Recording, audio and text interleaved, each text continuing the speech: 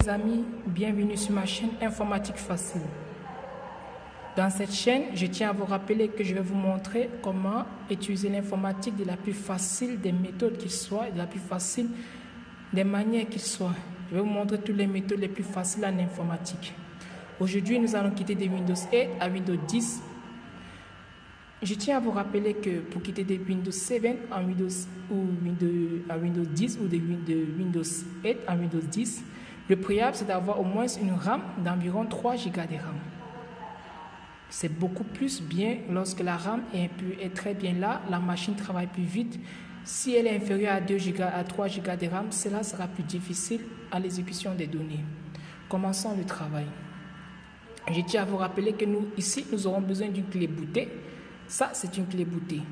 Dans la prochaine vidéo, je vais vous apprendre comment on boot une clé. Là, ici, désolé. Ok, j'éteigne ma machine. Je viens d'éteindre ma machine là. Je vais redémarrer. J'éteins la machine. Dès que la machine s'éteint, je redémarre ma machine. Et j'aimerais que vous voyez tous le bouton que j'appuie. J'appuie le premier bouton. Attendez, je n'ai pas redémarré. Ok, c'est bon. Oh là là. Ok, c'est bon. J'appuie le premier bouton ici. Échappe pour certains et S pour d'autres. J'appuie ce premier bouton. Oh là là. Ok, c'est bon. J'appuie ce premier bouton. Je l'appuie. Ok. Regardez ce qu'il m'affiche. Il m'affiche système informatique, système de diagnostic. À F9, ça m'affiche Boot Service Option. Nous allons taper F9. Je tiens à rappeler que pour certaines machines qui ont Windows 10, c'est F12. Mais pour les Windows 8, c'est F9. Ok, nous tapons F9. Ok, quand nous tapons F9, désolé, il y a la lumière derrière là qui dérange. Ok, je pense que là c'est bon. Quand nous tapons F9, nous avons Boot Form. Nous avons USB, nous tapons USB Add. Ok, c'est ça que nous prenons.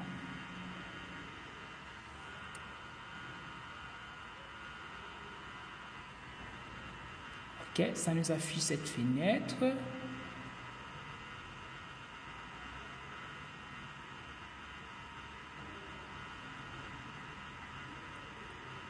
Nous attendons.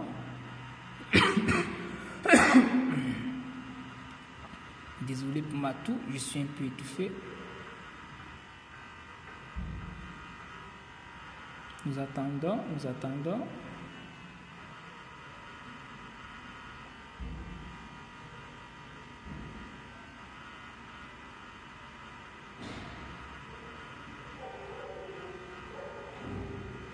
Là, ok. Nous arrivons sur la clé. Là, nous avons Windows. Elle est en français, mais celui qui m'a demandé me demande en anglais. Du coup, je vais le configurer depuis l'intérieur. On dit installer maintenant. J'installe maintenant. Programme. Démarrage du programme d'installation. Ok, les amis, nous y voici. Voilà le message que je reçois. Il y a d'autres que lorsqu'ils vont refaire le système, ils n'auront pas ça. Là, on me demande la clé. Ça veut dire qu'on me demande de mettre une clé.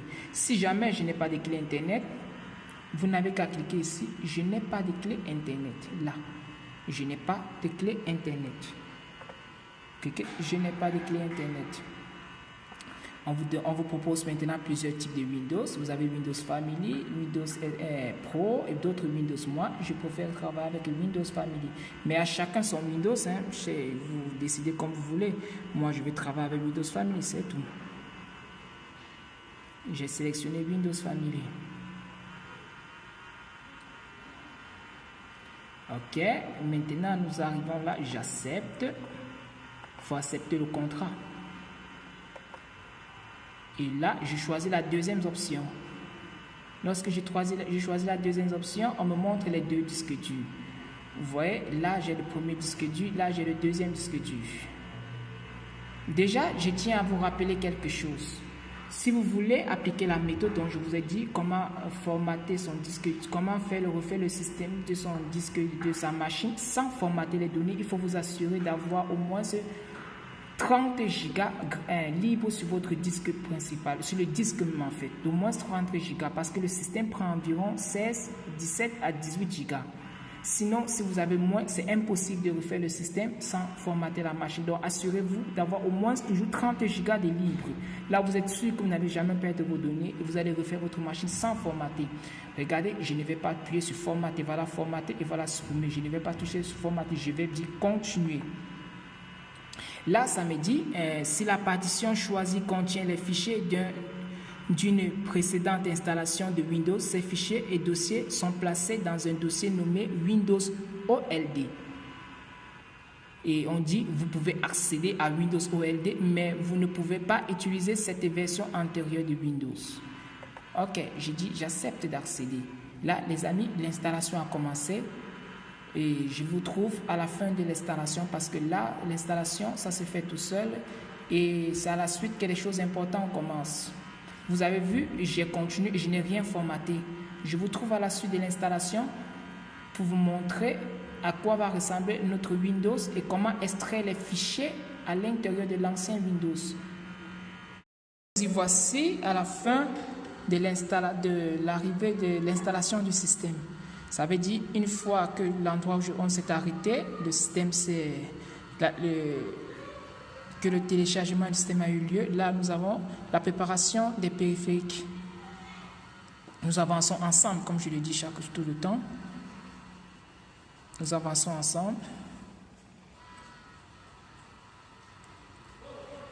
On a dû mettre pause pour que l'installation ait lieu, sinon ça devait prendre trop de temps, trop de minutes. Mais déjà, comme je vous ai montré, une fois que vous avez cliqué là-bas, vous laissez, ça se fait seul et ça arrive ici tout seul. Je voulais juste vous montrer comment ça progresse et comme je le dis, on va se voir à la suite de tout ça.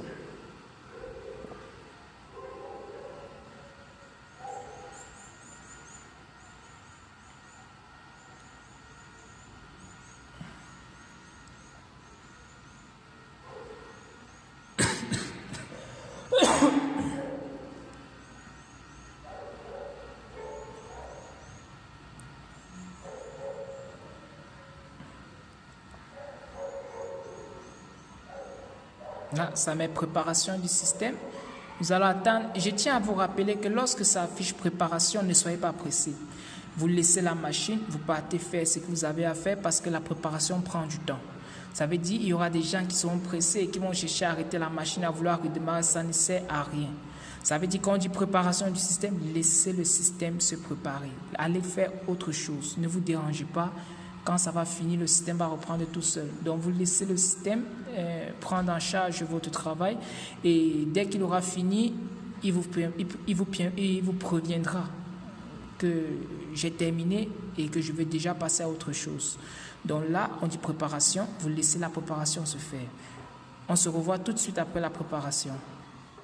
Les amis, nous voici de retour sur le bureau et on peut constater que le système s'est bien installé et comme vous pouvez voir, mon bureau est vide. Comme je vous avais dit, le bureau est vide. Je viens d'installer Windows 10 et maintenant,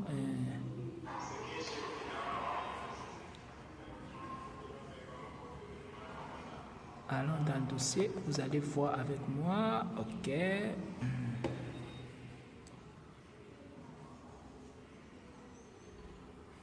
Ok. Bon.